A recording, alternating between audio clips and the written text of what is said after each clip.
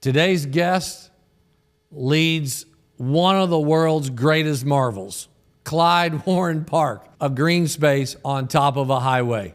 And she wants a lot more of them. So do I. Let's listen in.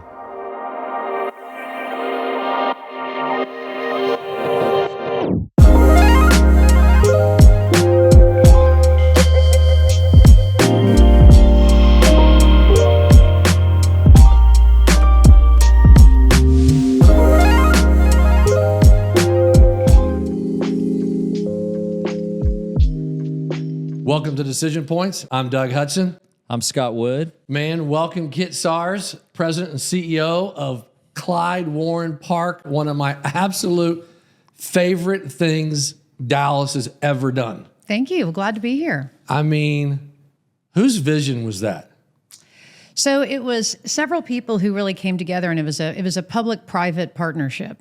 But I guess you could say that originally the first Eric Johnson, mayor of Dallas, had the foresight to build Woodall Rogers in a recessed way so that it could eventually have something like a park on top of it. Seriously, the original vision did contemplate something on top of it. Without necessarily having the engineering know-how, but Right. being able to predict the future enough to know that that kind of thing might be possible. Yes, it was. So it's been, as you know, Woodall Rogers has been a dividing line between uptown and downtown. And so kind of in the early 2000s, there were several people really talking about how can we take advantage of uptown being so thriving and fix the downtown situation where at 5 o'clock every day there was a mass exodus, right, of people leaving. People weren't living down there really yet, maybe a few thousand.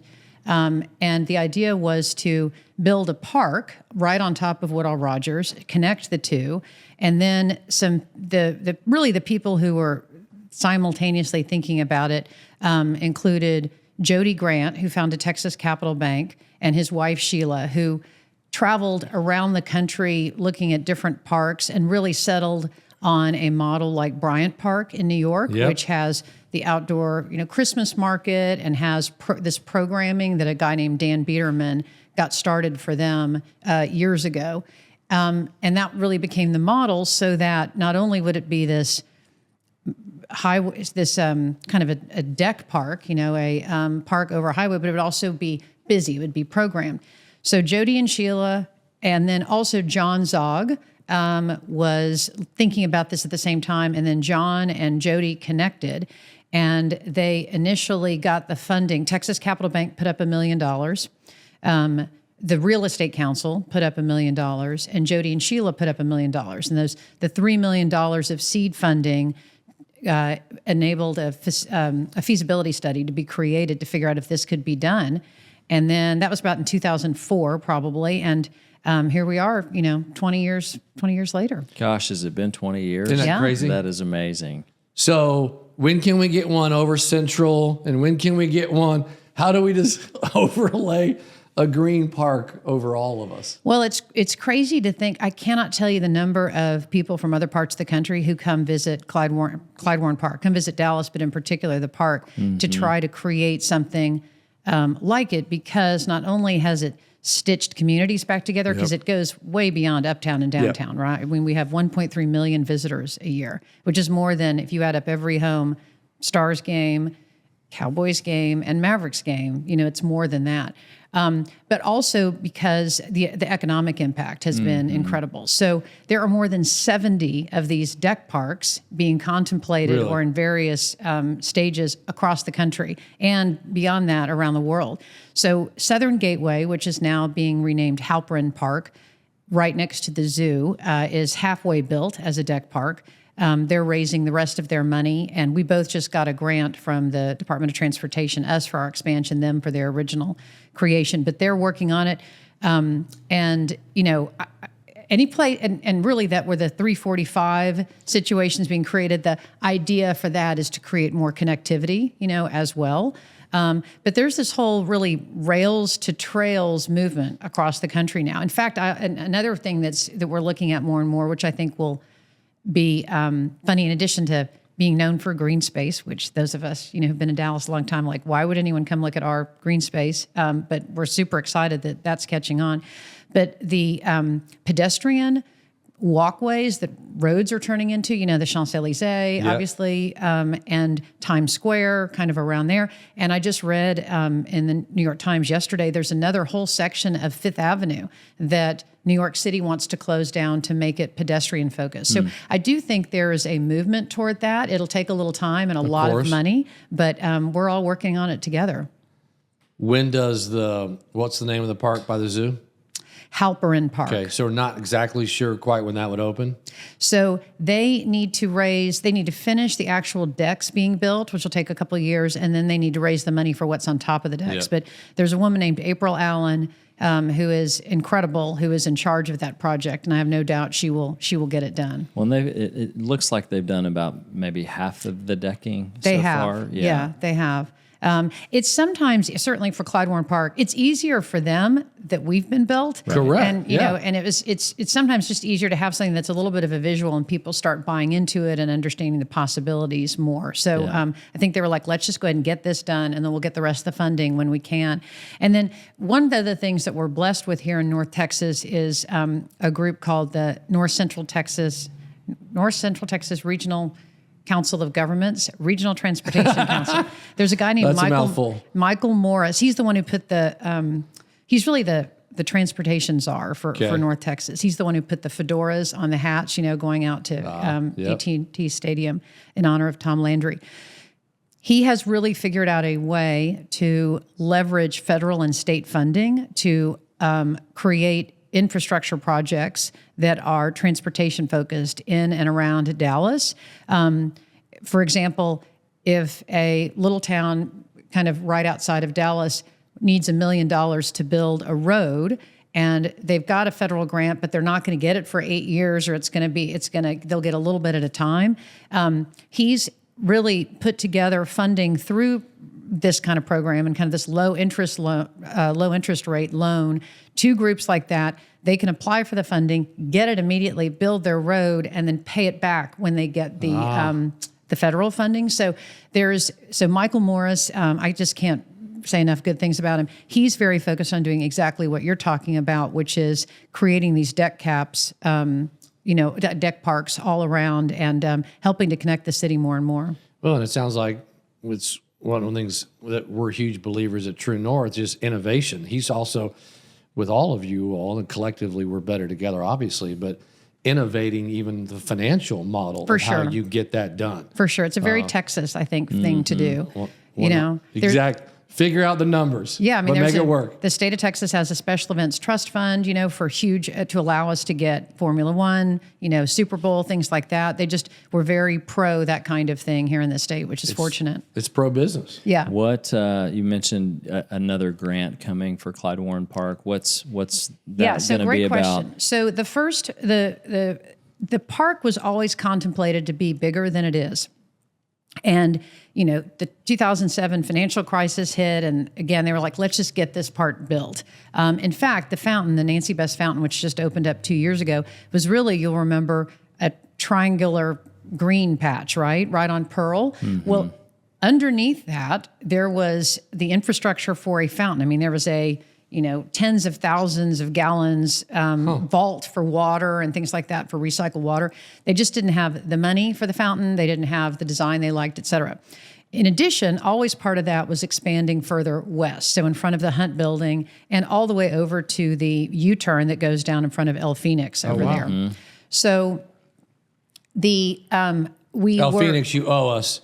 Sorry, I'm doing all sorts of shout outs. It's amazing. That's the best El Phoenix on the planet, by the way. No, it's great.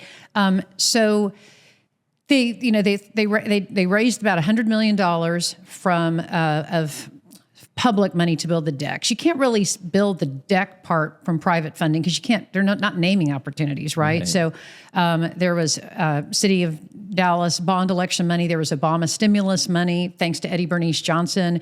Kind of different money cobbled together, right, to create that North Central Texas Council of Governments, basically TxDOT money. Okay. To create the part, it was $60 million, for the public, and then $40 million for the private. So about $100 million project roughly is what the first part cost. So The plan's the same to go ahead and start with this expansion. Now, we were all excited, and we announced it a few years ago, and we'd gotten the public funding, we were shovel ready, we had the designs, and then COVID hit. So we regrouped with COVID. We didn't think it was the right time to be, bullish on this kind of thing. And we went out for bid post-COVID. At the same time, post-COVID inflation had hit, right? And so the cost of steel, for example, had gone up 300%. Wow. Well, that's what those beams are made of that go over the highway, right? Yeah. So we've been doing some value engineering and trying to figure out how and if, frankly, this expansion could happen or this true completion. And we've been able to get together about $80 million, including 20 from the Department of Transportation, that was that TxDOT applied for us for in conjunction with Southern Gateway and two other projects in Dallas, North Texas. One's in McKinney and one's over by the convention center where all that work's going to be done. And so we are in the process of kind of closing that gap. We're hoping if all goes well, we might be able to go back out for bid early next year, maybe in the second quarter next year, get the bids back third quarter. And if all things go incredibly well, they were all suffering from a little PTSD after the last time around. I bet. You could start seeing construction for that fourth quarter next year. And what that would do is that would add an additional 1.7 acres to Klyde Warren Park. Wow. The first deck you would see, which would be between Akron and St. Paul, right in front of the Hunt building, would have a building on it. Mm-hmm. And it would give us indoor space to be able to use for a backup venue for people. We could have a wedding in the park. You don't really want to have a wedding in the park right now because there's no backup venue in case the weather doesn't cooperate, right? It'll be an opportunity to, again, work with nonprofits for them to have big events, corporations, all sorts of different things, additional programming. And then across Akron would be an additional deck that actually would be artificial turf. So it would really give us a chance to create a true event venue space with anchor points for tents and things like that. Yep. It would allow us to rest the real grass on the main Ginsberg family Great Lawn that we have in the park right now, and flip things quickly, with these different tent configurations. So we could have, a Oktoberfest, we could have fashion shows, we could have... Pause right there. Yeah.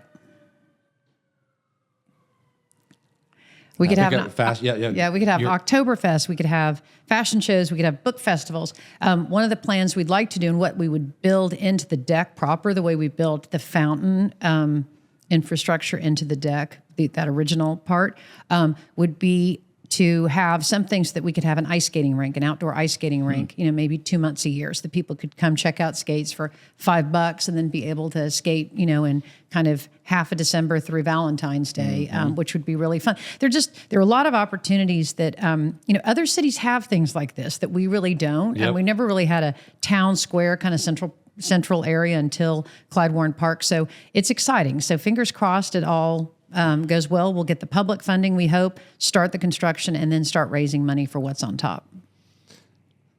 Incredible work. Where are you from? Where'd you grow up? What are the early years like for Kit? So I am from Dallas. Originally, I was born at Baylor Hospital. My parents moved here from, my parents were both from Louisiana. My father was from Baton Rouge. My mom was from New Orleans. My father played Davis Cup tennis for the U.S. No way. And was a Rhodes Scholar. So what years was he playing? In the 50s. Okay. He was number one in the U.S. He won NCAA title 2 years singles for Tulane, and then he was number one in the U.S. It was before professional tennis. It was all amateur tennis back then. But in the kind of mid to late 50s, he won it's now known as the U.S. Open. It was then known as Forest Hills. Yeah. He won doubles in that, and but he stopped at age 25. There was no money in it. Money. Yeah. And so he and my mother moved to Dallas after he did some different things, and he opened up the Smith Barney office in Dallas a million years ago. And he actually was also with Pressbridge, and Ken Langone told me at Ross Pro's funeral that my dad is the one who introduced Ken to Ross. So that's kind of just a fun part of the Dallas history. But so my parents moved here kind of late 50s, I guess, And I was born here. I have two older brothers. I went to St. Michael's School when I was little, and then ended up graduating from Hockaday in 1985, and then went to the University of Virginia for college. Took a year off, lived in London for a year, and worked at the BBC, and then came back and went to law school at SMU. Did you know you always wanted to go to law school, or what led you to law school? I didn't want to go to law school. So why'd you go? And I say that now I'm on the SMU Law School board. So shout out to SMU Law School. I loved it. And I met my husband there. I got my JD MRS. But I think honestly, my parents were divorced when I was 3. And I was raised very much to be prepared for my inevitable divorce. I just think that, and my mom was the generation that when women worked, I guess they could be, teachers and nurses. And so then it became women could be doctors and lawyers. And that was those, and she knew I couldn't be a doctor. I mean, I was an English major in college. There was just nothing about me that would be qualified scientifically for any of that. So she's like, you're going to law school. So in a lot of ways, I think she viewed it almost as finishing school. Yep.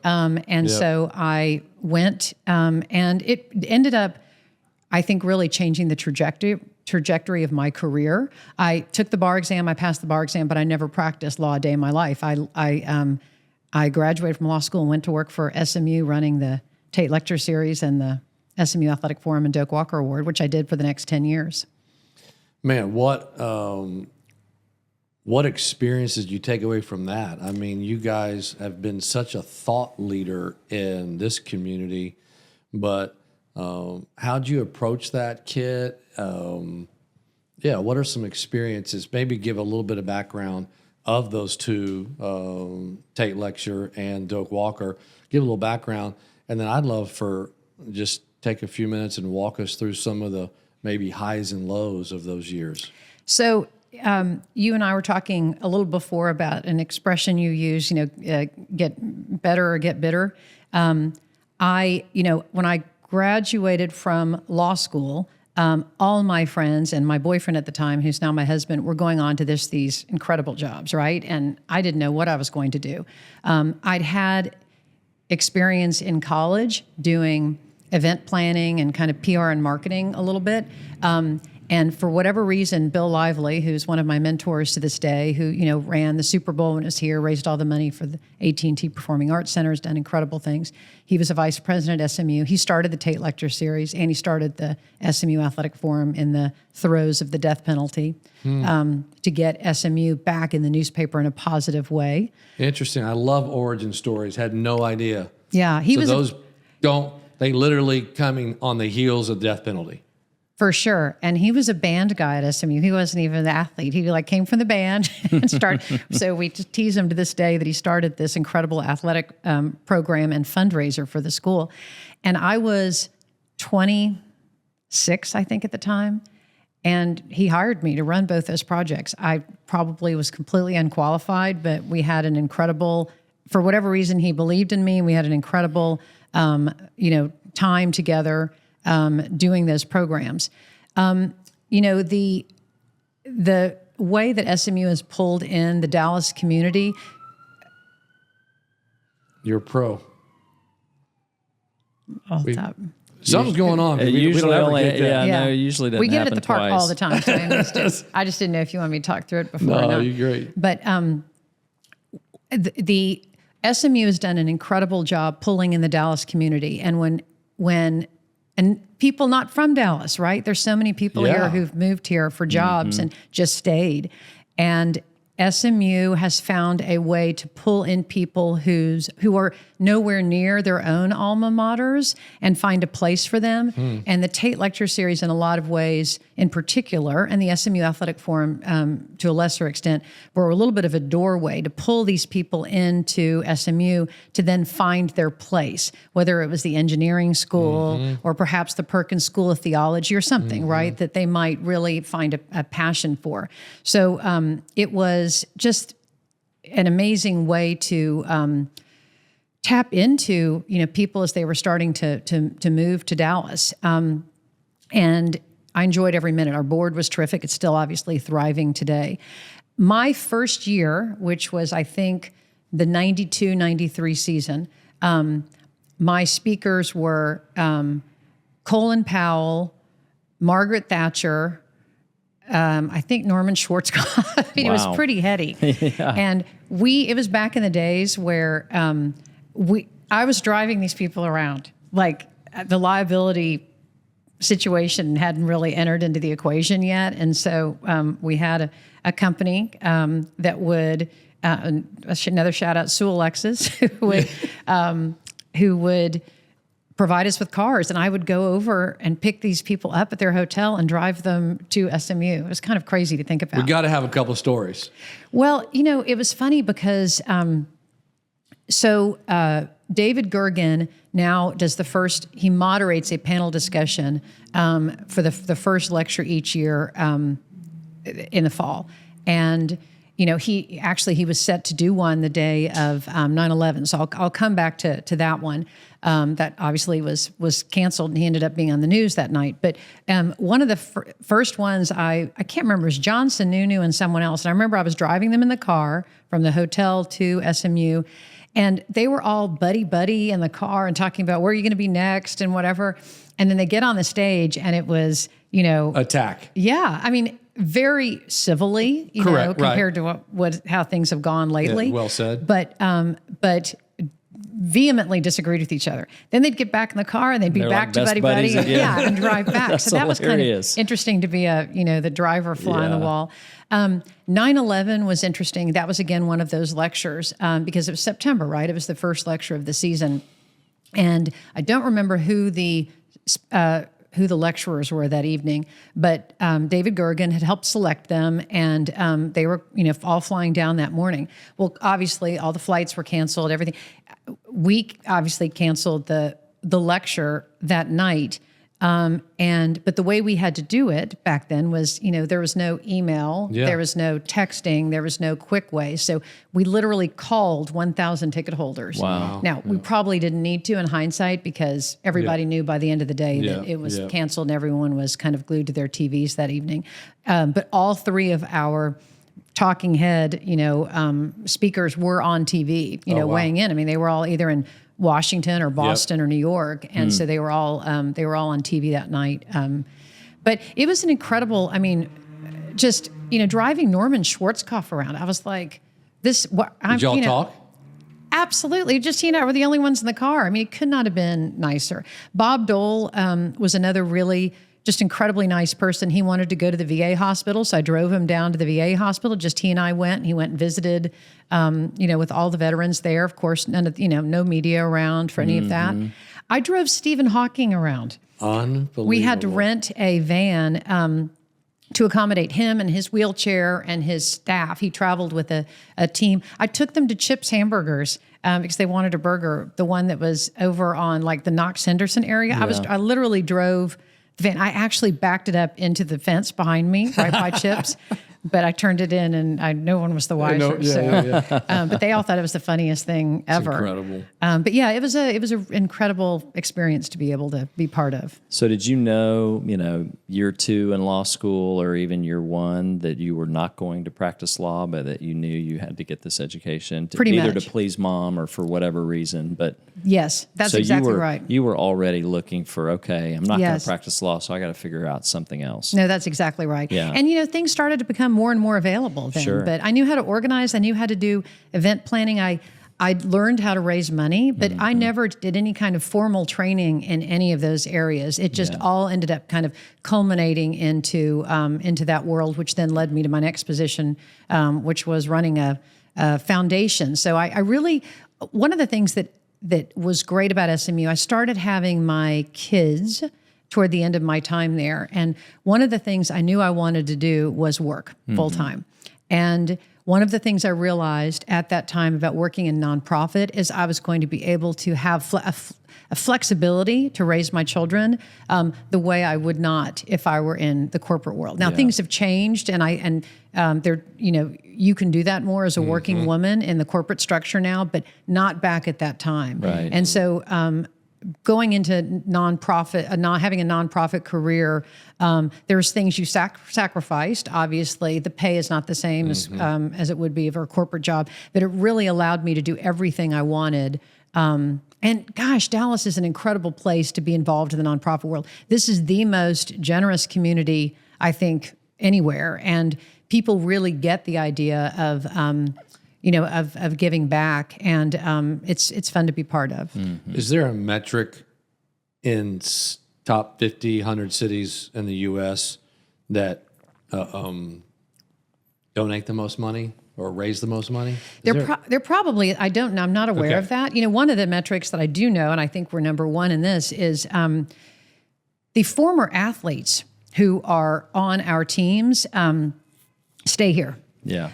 They don't go back to where they're from. The Dallas Cowboys in particular, and they all get involved with what's going on, and they all give back. And having worked later on with the Super Bowl, that doesn't happen in these other markets. You said you learned how to raise money. What are the keys to raising money? Well, different people have success doing it different ways. For me, I really just have much more of a collaborative style. And so where I am now with the park, and we're a nonprofit. Klyde Warren Park is a 501c3 nonprofit. It's not a city park. The land we've created is owned by the city, and we have basically what is kind of a 90-year lease, really, with the city to privately manage. But I compare us sometimes to like a PBS model. So we raise money from individuals and foundations and corporations, and we push out free programming to the community.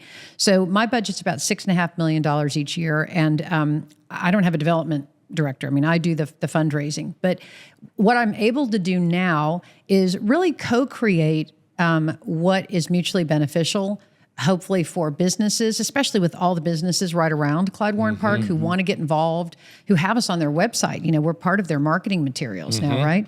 They're calling that whole area on the north side of the park, starting with the Federal Reserve to Texas Capital Bank to Bank of America, is going in right there, to First United Bank, to the Goldman campus down by the Pro Museum, to JP Morgan Chase across the street. They're calling that Y'all Street. That is the kind of the true Y'all Street within the Dallas itself. It's becoming a central business district.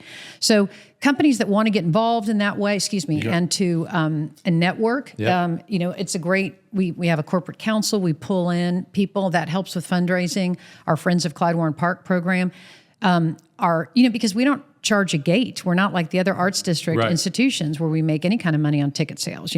Everything's free. So I've created some different programs around sponsorships, around a Friends of Klyde Warren Park program.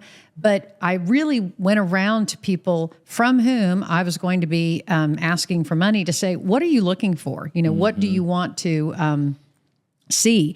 And for the corporate council, for example, it's just like a small kind of case study.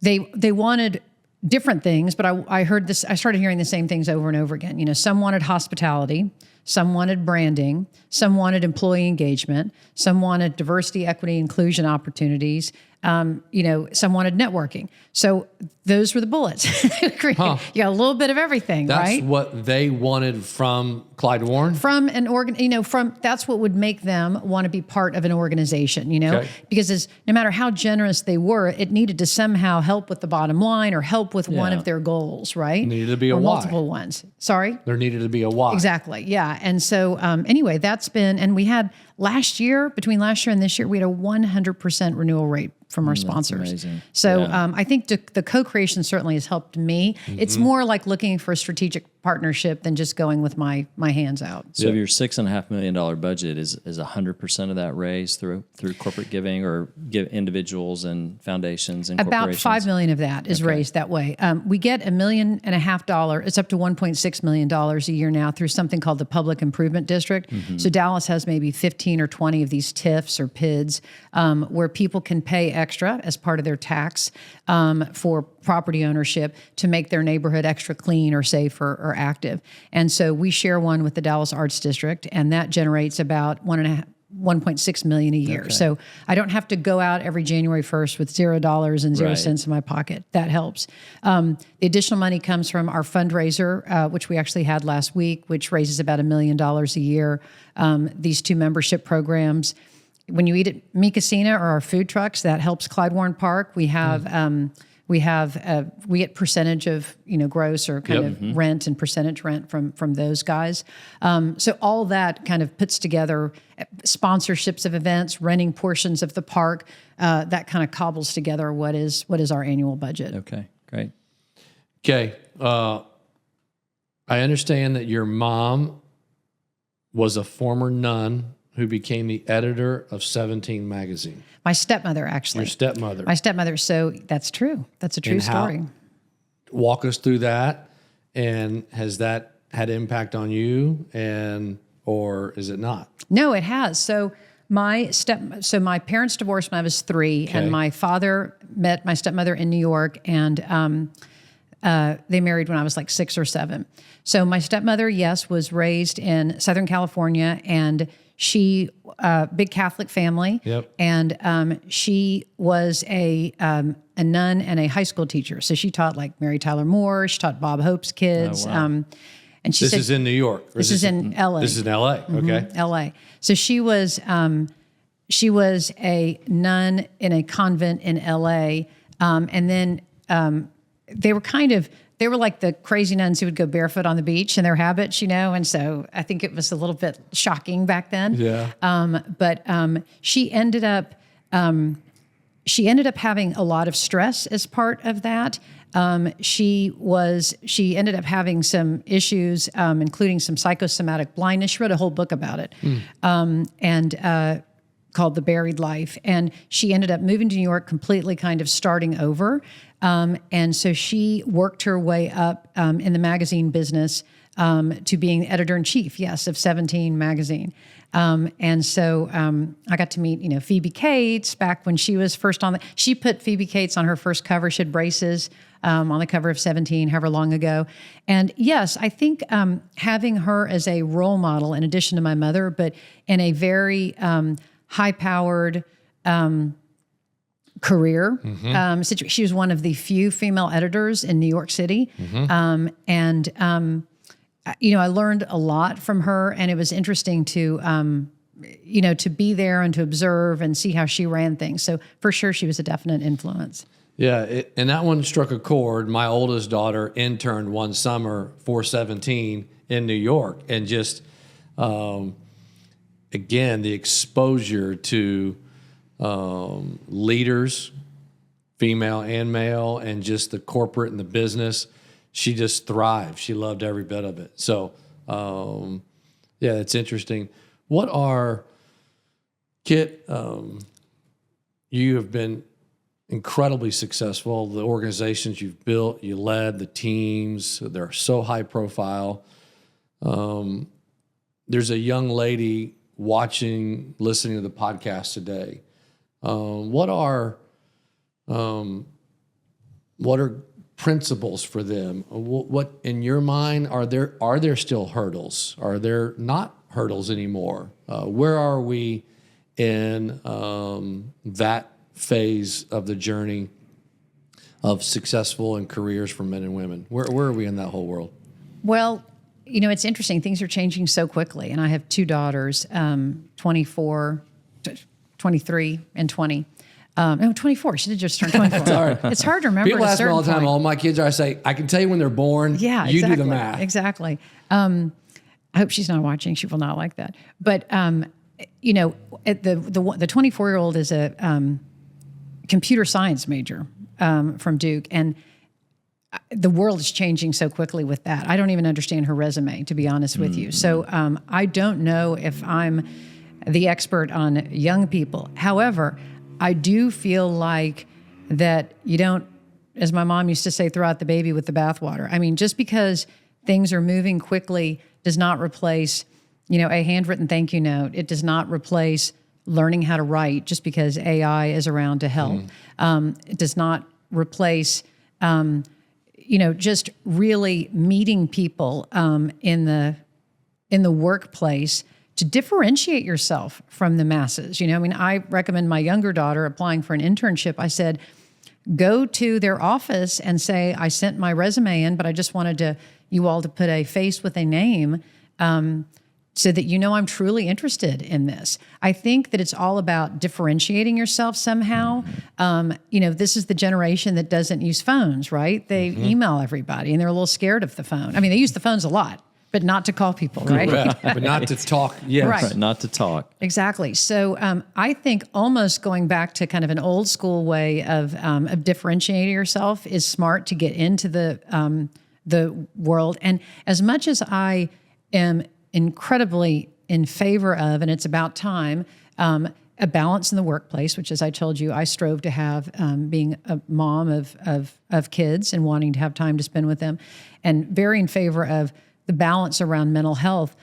There are some years where putting in a little bit of extra work differentiates you. That's right. And so I think that those things should not be, just because the clock strikes 5, which they won't even know what that means because clocks don't strike anymore.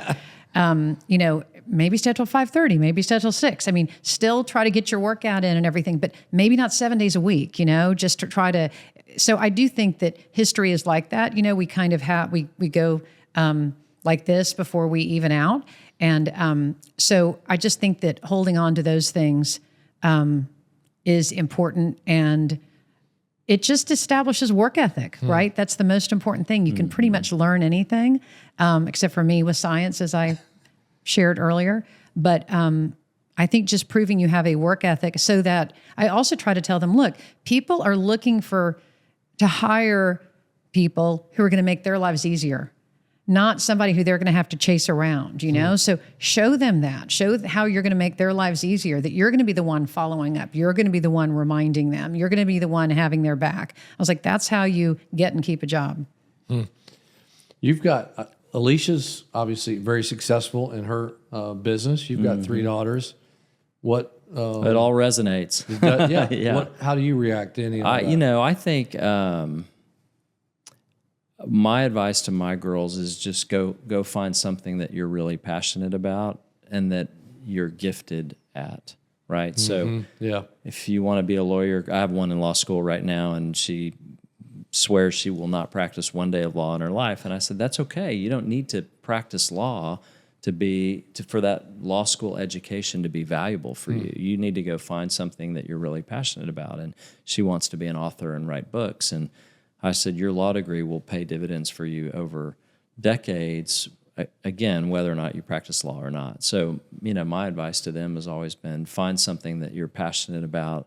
My middle, I think, is probably a little bit more on a corporate path. It'll be a little bit more of a traditional path in terms of starting, at a lower level and maybe working her way up. And at some point, maybe starting her own business. And then my youngest is very much of this entrepreneurial mindset, and kind of the world's her oyster, and she'll figure something out. They're like little science experiments, aren't they? They just all turn out differently. It's really funny. Yeah. Mine are very different too. But some would say, don't, like, that's folly to go chase your passion, and because what if it doesn't turn out to be? And I'm kind of like, if you love it.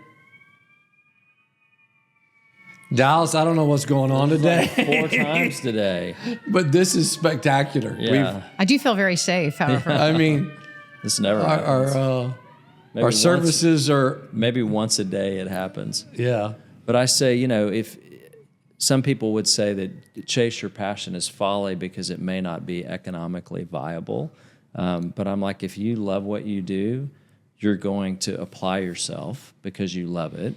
You'll be good at it because you've applied yourself, and then it'll be economically viable at some level, and you'll have to decide at what level you're satisfied with. So you may be an author and no one may read your books, and it may not be very economically viable, but you're happy, and you may be okay with that. Or you may be a super successful author, and we know lots of authors who've created unbelievable net worth. So to me, it's really about finding something that you're passionate about and that's fulfilling, because then it's not work.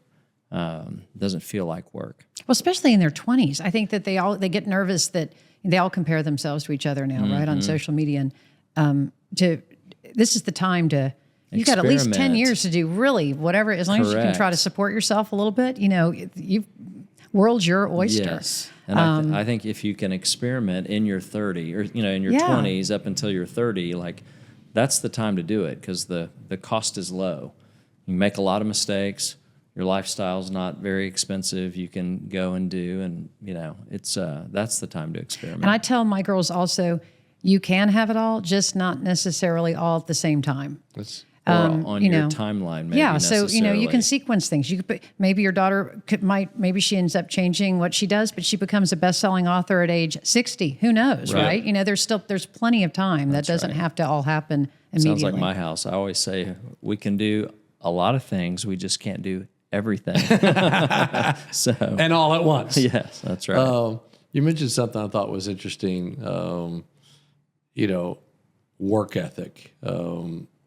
Is there, as you've thought about this, are there tricks? Are there tools? How do leaders, whether at Scott as CEO of True North or Kit as CEO and President Klyde Warren, or as a parent, whether it's at the office or at the home, how do you think we can instill work ethic?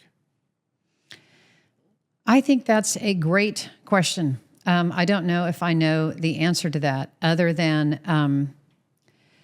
for me, it was I needed to work hard because I sometimes, to be honest, feel... You needed because of finances, or you felt the drive, or both? I didn't feel like I was smart enough. Like I honestly felt like I was one of those people who needed to work harder to get the same thing done as maybe somebody who came to it, and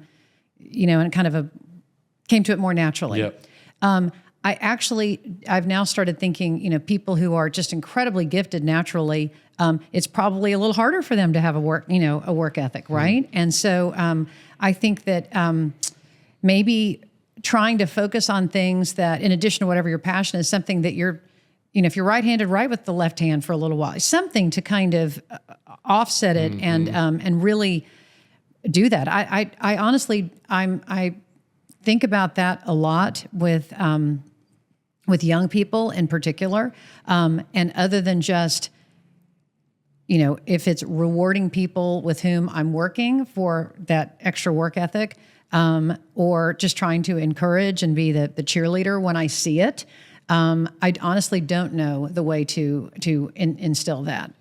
What I tell my girls, another one of kind of our sayings is, I always say, try hard and be nice. That's kind of our mantra. My older daughter would say that's our mantra. And to me, it's because both those things were things that she was in control of. So it had nothing to do with her natural intelligence or athletic ability or artistic ability or whatever, ability to be a good conversationalist. It was, she needed to try hard. I mean, that was just, and be nice. And if she did both those things, then she would, because they're so goal oriented, that she would have felt like she'd accomplished her objectives and felt like she could check that box. I mean, your point, it's interesting because it's a balance, because sometimes these kids work too hard, right? Yep. So it's a little bit more of a delicate generation. So it's trying to find that balance where you teach it, but also not at the expense of, again, their mental health. Yep. Always finding that elusive balance and everything. One of the things, Kit, we talked about briefly before we got started that I wanted to, it seems like to me, you would have, in business and in life, we talk a lot about reps. You get this many reps because as we get reps in something, we should be getting better, right? We should be learning, iterating off of that process. A lot of our listeners and viewers are CEOs. They're founders. They're to me, you have had a significant amount of reps building relationships with CEOs. What are observations? What are maybe blind spots that you have? Are there common blind spots that you've seen in CEOs? What are some of your learnings? How could you coach us up as CEOs to be better at what we do? Well, you flatter me to think that I know that, because I still feel like I'm on a lifelong journey of learning and would love to be an even better CEO myself. I think that everyone has their different style, right? I'm a firm believer in all the different types of tests that are available to everybody these days, whether it's strengths finders or all those things to understand ourselves. Are you all more. using one at Klyde Warren now? We use multiple ones. Okay. I love them, and it's taught me a lot about myself. It's to Scott's point a little bit about finding your passion or what you want to do, and then giving that your all. I think it's when I've seen my colleagues learn something like that about themselves, it's empowering, because you feel like, okay, well, no wonder I do that because I'm good at that, or no wonder I find that to be harder because I'm not as good at that. And then they have a little bit more understanding with each other. So, I'm a very collaborative leader. I like pulling in people from all around. I feel like, to your point about being better together, I feel like these partnerships are incredible, and make the everybody more successful. So I think if we could I think it's easy to share this information. It's harder to apply to yourself, but figuring out ways to leverage off of our relationships as much as possible and to work on things less in a silo is something I think we can all benefit from. It's time consuming, right? The relationships are time consuming, figuring out how to leverage it. But I actually think that's one of the things that Dallas is pretty good at, because we have, for whatever reason, similar to how I described SMU kind of, procuring this incredible group of now alumni who end up staying and making Dallas better. Dallas has attracted, I think, very like-minded people. I think our basketball team is the most aptly named team of any of our professional teams. And I think that there's a very maverick spirit of most everyone who is successful from a business perspective in Dallas. It's, a little bit of a, how can we do this? I just think that people don't really accept no. It's more like a, well, what's the workaround? Or, because we think big here. Yep. And it's exciting. So I think Dallas actually has that down. And I just had the Economic Council of Palm Beach County, about 50 of them in town last week. We have all these groups, as I've told you, coming from all around the country to visit the park, but they really came to meet with a lot of CEOs and a lot of our civic leaders who are involved in various kind of economic issues. And people are looking to Dallas now for what is it that we're doing right. So I think there's a lot to be said for that. Dallas had a chip on its shoulder for a long time about being a city that was a little bit lesser than, perhaps. But, we need to make sure that we don't get too big for our britches. Another saying of my mom's. When Fort Worth and Dallas agreed a number of years ago, despite all their differences, to be marketed together as a region, the trajectory of Dallas proper changed almost overnight. And we became one of the leading regions in the country. If Dallas were just by itself, who knows where it would be. And so I want to make sure that we as business leaders continue to encourage our civic leaders to be aware of what's going on in Collin County and in Fort Worth, but work together, leverage off of that, because we are in the catbird seat right now for what we could become, and I don't want to see us lose that. Yeah, it's kind of incredible, really. I mean, you grew up here, I grew up here. Dallas to me did not feel like a big city. It just kind of felt like, it was a city, but it wasn't this. Now it feels like a massive city. And all of a sudden, for me, in the last 6-8 years, I look around and I'm like, oh my gosh, I hardly recognize this place. And you look, just up and down here, all the high rises that are going up. I was in New York last weekend with one of my daughters, and I'm like, we were walking around in one part of New York, and I was like, this is what uptown in Dallas is going to look like soon. And it's really incredible. And then the migration of everyone coming to Dallas, like we are in the catbird seat. There's a huge opportunity for Dallas and Fort Worth and the region to take advantage of what's going on. it's exciting. And I like our personality here. I mean, I think that so I attended a few of the meetings with this Palm Beach group last week and heard others talking to them. And we are very willing to share our mistakes. Yeah. You know, we're very willing to, we get so excited people are coming to visit us. We kind of don't know what to do with ourselves. And we want them to have this incredible time. That they're all coming to visit us. Here. Yes.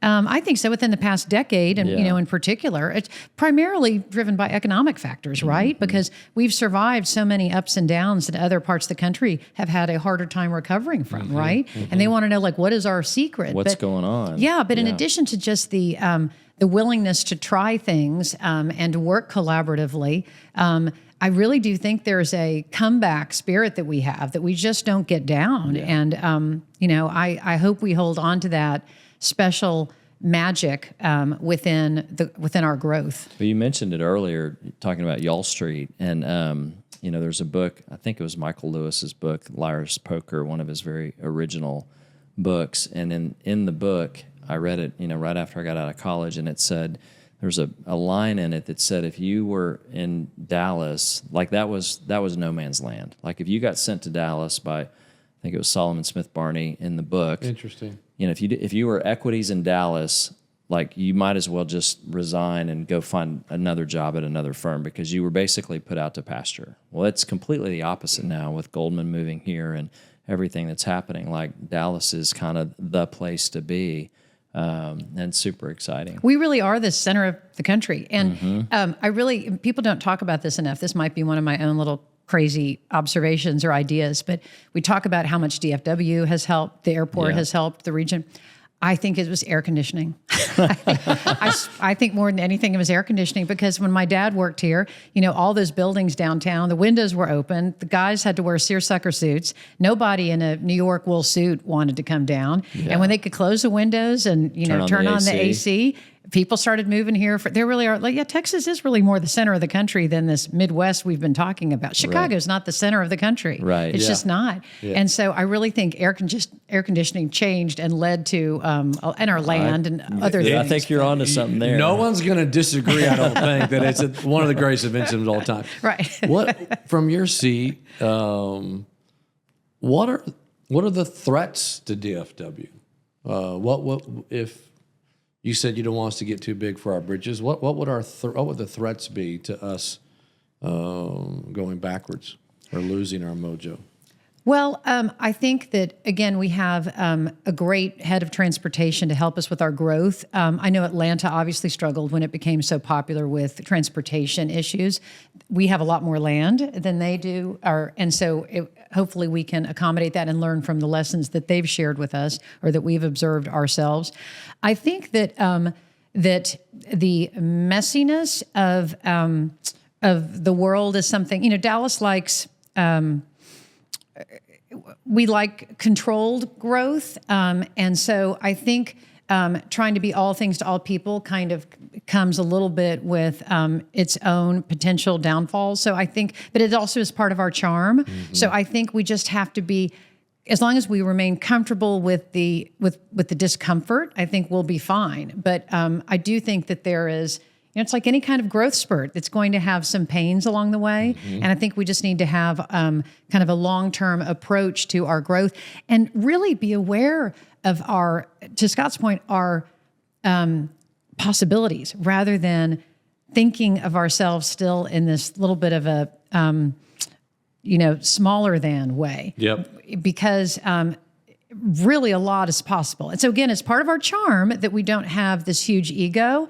And that we get excited when people come visit, but at the same time, it prevents us from thinking so big, I think. So we just need to be careful not to do anything to shoot ourselves in the foot. It's interesting. I would think if someone's not from Texas or not from Dallas, for someone like you who's really on the inside of the Dallas, to hear you say that we don't think a lot of ourselves, because the Texas mantra is obviously everything's bigger in Texas. Other people out there would say, really? But to your point, on the inside, we've kind of had a little bit of this chip on our shoulder So we have a bravado, but we still have a humility. Yeah. You know, we have a very kind of homespun humility that's underneath that bravado. Yeah. It's well said. What's the future for you? What's the future for Kit, and kind of where do you see your career? Klyde Warren, you've talked a little bit about that. What's you look next? out 3-5 years, what's next? So, well, I've got 2 daughters in New York now. One's working, and one is a sophomore at NYU. So I hope to be there, you know, as much as I can. I think there are a lot of lessons to be learned, you know, to your point. I mean, we have a lot of things that we need to prepare for with all the people who are here. And hopefully that will include a lot more pedestrian traffic. As Dallas becomes a city that knits itself. You know, we're an automobile age city, right? So we're retrofitting. Yep. Some of these other cities, you know, weren't built at the same time. For me professionally, you know, I'd love to be at Klyde Warren Park until I retire. I'd love to see our expansion happen and really complete the park. I'd love to work with these other parks that are being built, not only around Dallas, but around the rest of the country, continue to do that. I think it's an important thing to, again, be spreading this gospel of green, which makes me laugh, being a native Dallasite, that anybody's talking to us about. I mean, Klyde Warren Park's a postage stamp of a park. It's itty bitty, you know, to have. But if you go from total darkness to a little bit of light, I know. It looks really bright, which is why Klyde Warren's a little bit of light and a lot of darkness. That's true. I mean, I'm hoping that the Trinity River plans all, you know, solidify, because if Klyde Warren Park is Bryant Park, that can be Central Park, you know, to continue with the New York analogy. You know, I would love to be a part of that and see how this can just continue to be the gift that keeps on giving, because it's exceeded everyone's expectations wildly. So I'd love to be a part of that for as long as I can be. I have a couple questions as we, one, you mentioned that you were being in the room with the CEOs, and there was the Palm Beach. Do you have any specifics you recall? What were the CEOs' input to Palm Beach leaders? Do you remember any specifics? Do this, don't do that. Any pragmatic things that you recall from that meeting? You know, they're trying to work with multiple counties as well. And so they were very interested in our regional collaboration. And so we informed them of the pros and cons of our regional collaboration, because it's not perfect, right? Sure. But you know, one of the things that I got most excited about, again, back to our transportation, is hearing about the wayfinding that we're beginning to really focus on, that is being shared with others in a way that we've never had before. You know, we just kind of built highways, built streets, kind of created all that. And now there's people movers, you know, that are going to be state of the art. There are vehicle movers that are going to be state of the art, because we have the land to get things from point A to point B, you know, with the new Amazon facility and just a lot of our these incredible warehouses and things. I think we're going to be really leading the country with a lot of that tech, which I think is exciting. But, you know, everyone has different issues, but I really don't think anybody approaches it from a financial perspective the way we do with this. You know, we will lend you the money to create something. We hope it works out. You know, that risk taking is something that's uniquely Texas. I think so too. Well said. Yeah. And because they're all waiting for their money to come in to do their things, you know, and we're like, no, let's do this, and then you can get the money later. That's not anywhere else, really, nowhere else. Yeah. Really, it's really interesting. What I just heard you say there is a lot of cities need to take calculated risks. Right. They've got to be more. They got to be less risk averse. Right. And work together, which is why I want Dallas is trying to come up with, what could our big event be? You know, what can our Lollapalooza or ACL or any of that kind of stuff be?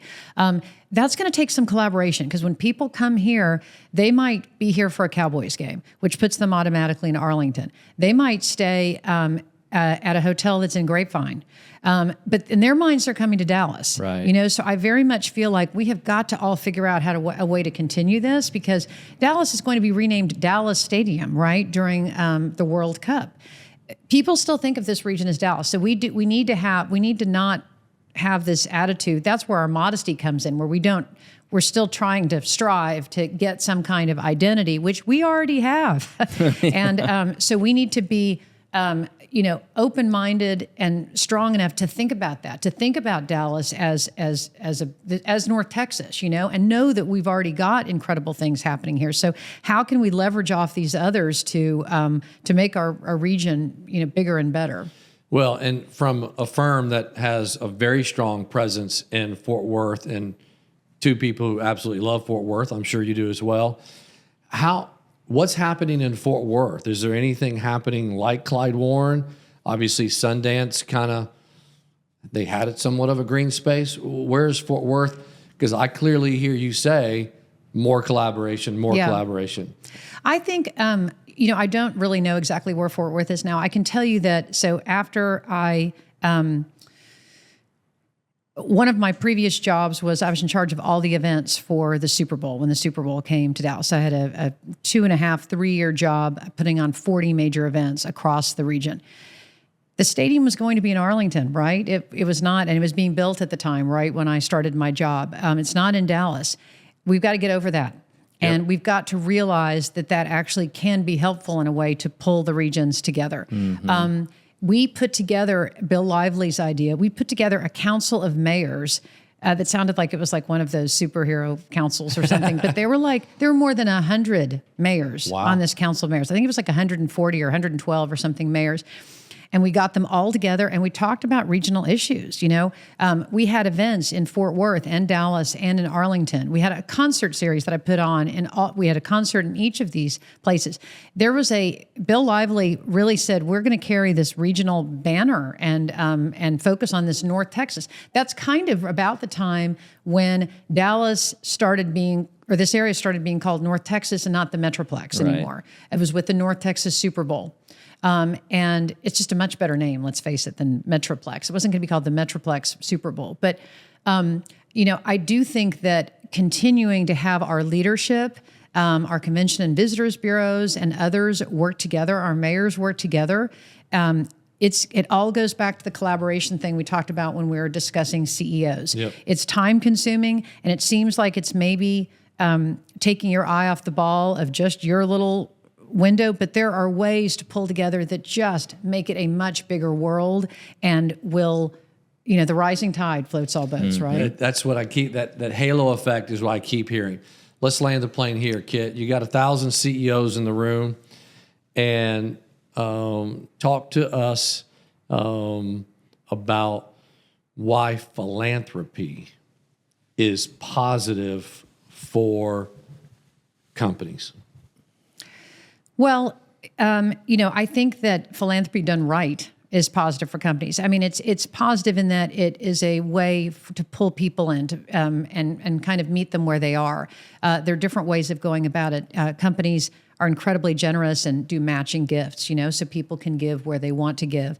And they also do days now where people can go out and volunteer. All that is just incredibly good for people feeling like they're engaged with their communities, which leads to happiness. They're not just chained to their desks all the time. So it's important for keeping employees happy.